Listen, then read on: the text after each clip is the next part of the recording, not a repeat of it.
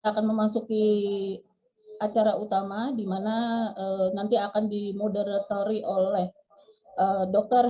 Hewan Eko Prasetyo. Tapi sebelum beliau join bersama kita, saya akan tampilkan untuk profil dari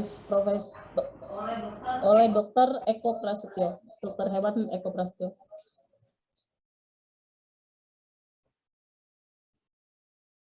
Dr. Hewan Eko Prasetyo, beliau pendidikan dari Universitas Gadjah Mada, kedokteran, dan riwayat bekerja beliau pernah bekerja di Romindo, kemudian PT TTP, dan juga di PSM.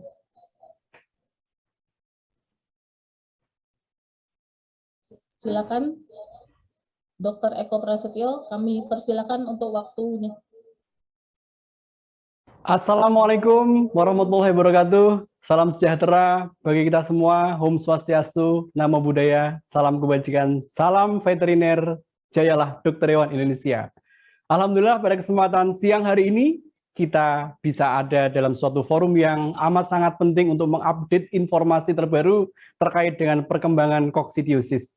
Hal ini menjadi suatu hal yang penting karena pada saat-saat ini sudah mengarah ke musim penghujan. Tentunya dengan kondisi-kondisi itulah situasi koksi bisa berkembang lebih pesat dan perlu strategi pengendalian yang amat sangat harus terukur dan juga kita harus monitor dari waktu ke waktu. Dan berbahagia sekali pada kesempatan siang hari ini telah hadir pembicara-pembicara yang berkompeten di bidangnya.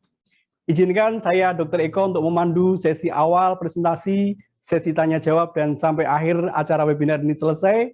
Dan tentunya rekan-rekan yang bergabung di media Zoom, di media online bisa memberikan pertanyaan-pertanyaan yang mungkin belum jelas melalui kolom chat box.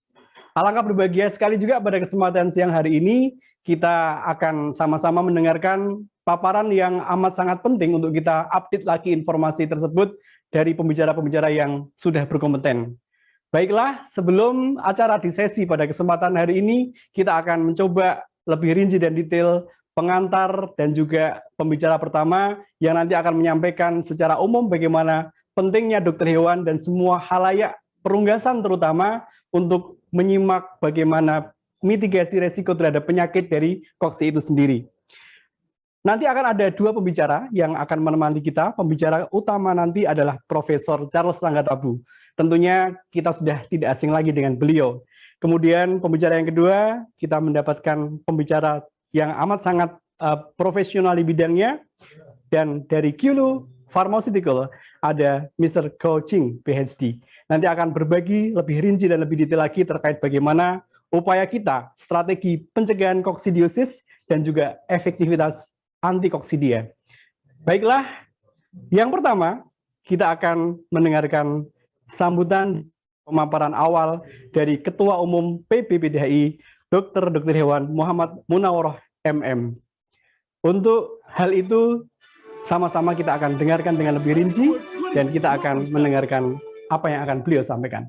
Kepada Dr. Hewan Muhammad Munawwaroh MM, monggo waktu dan tempat kami persilahkan.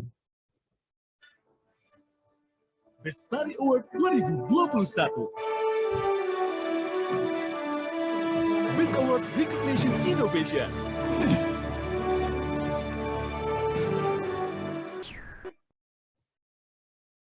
Sebelah mana? Barengan dong. Oh.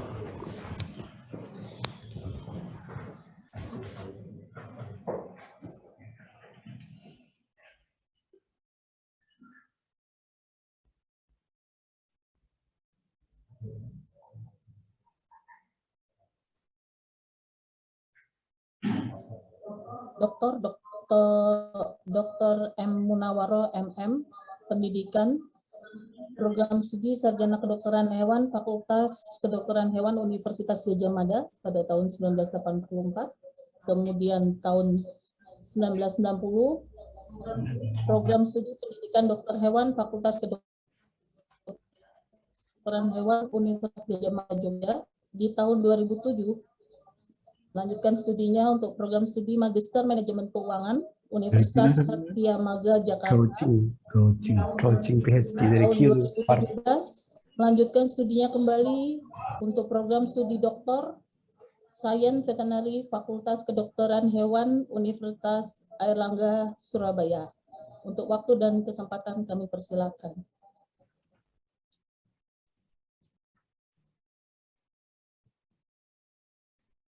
Baik, Bismillahirrahmanirrahim. Assalamualaikum warahmatullahi wabarakatuh.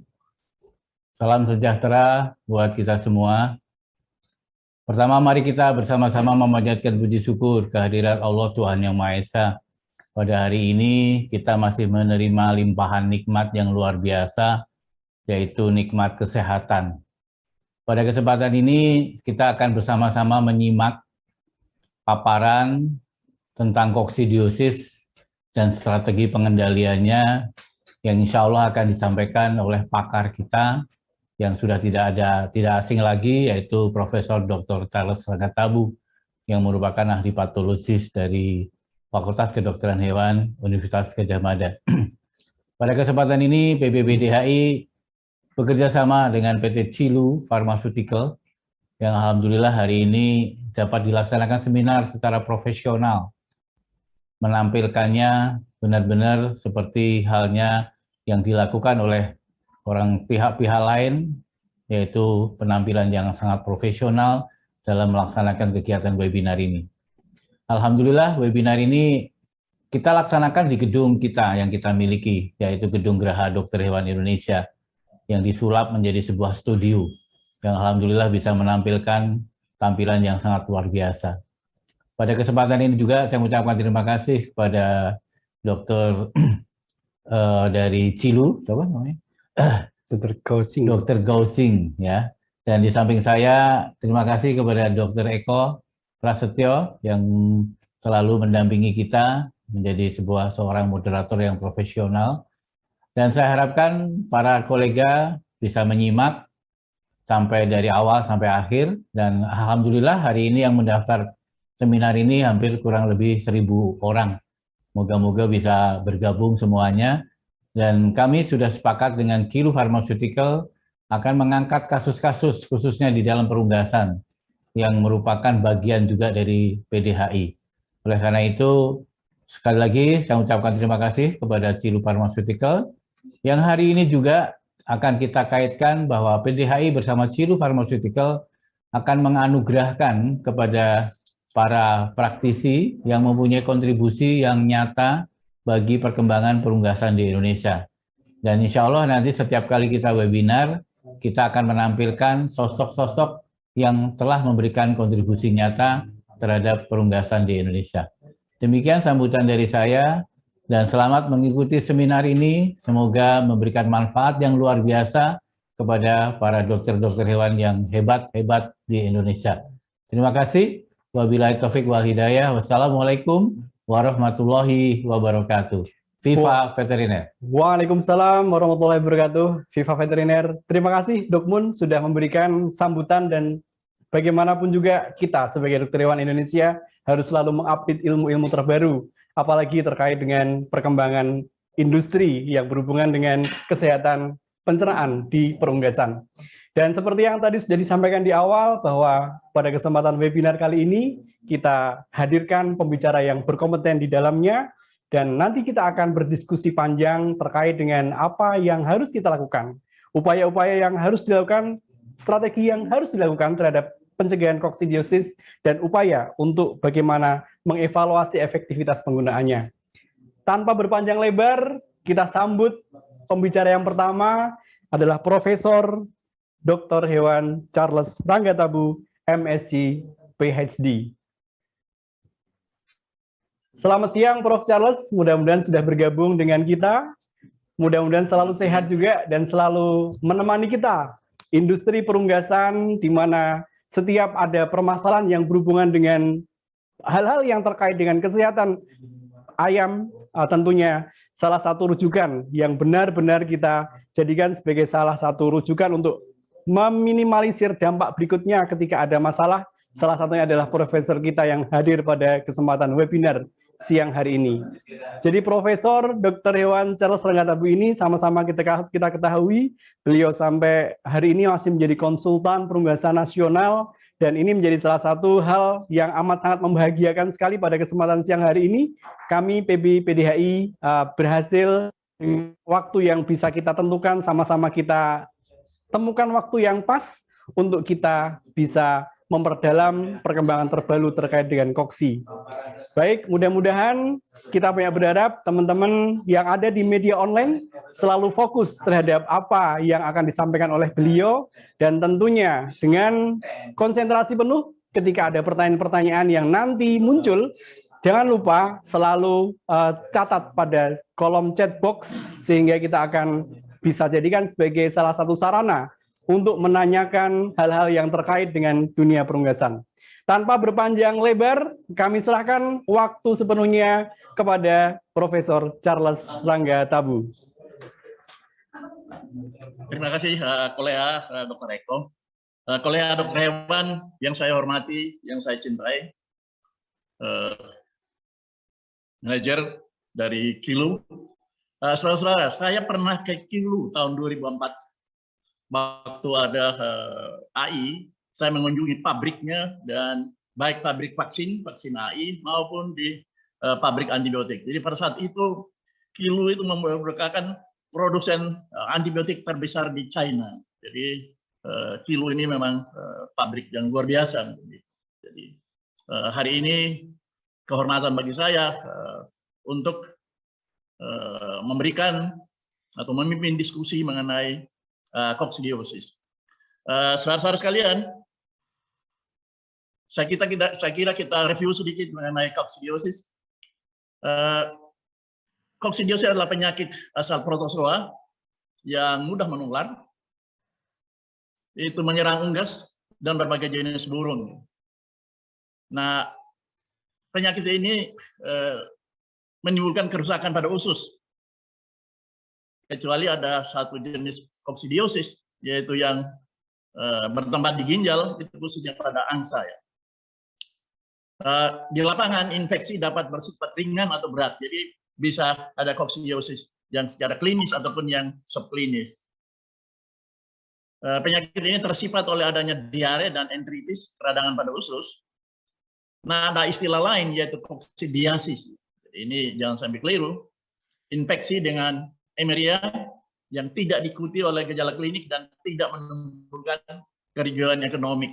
Sebetulnya ini tidak terlalu tepat kalau kita mengatakan tidak menimbulkan kerugian ekonomi, karena walaupun tidak tampak secara klinis, tapi bisa saja dia menimbulkan pencemaran di kandang, pencemaran di lingkungan.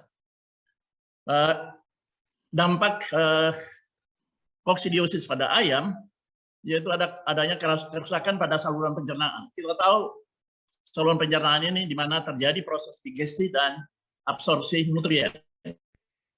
Kalau dia diare, itu akan terjadi dehidrasi.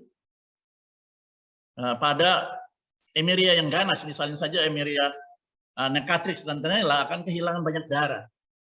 Dan yang lagi-lagi yang istimewa Anda tahu, di saluran pencernaan ada yang namanya gut associated lymph tissue, yaitu GALT. Ada dua bangunan penting di situ, Peyer's patches dan cecal tonsil. Yaitu juga kalau dirusak, ini akan menimbulkan efek imunosupresif pada ayam ya, yang kita nggak suka. Jadi ini akan memberikan efek double. Jadi dari koksi sendiri, kemudian konsekuensi dari terkena koksi adalah efek imunosupresi. Nah, apa dampak ekonomi dari koksidiosis? Saya kira kita sudah tahu, ada sejumlah kematian. Kemudian otomatis ada gangguan pertumbuhan dan pencapaian berat badan, ini khususnya pada broiler komersil yang sangat yang sangat kita butuhkan, peningkatan ADG setiap hari.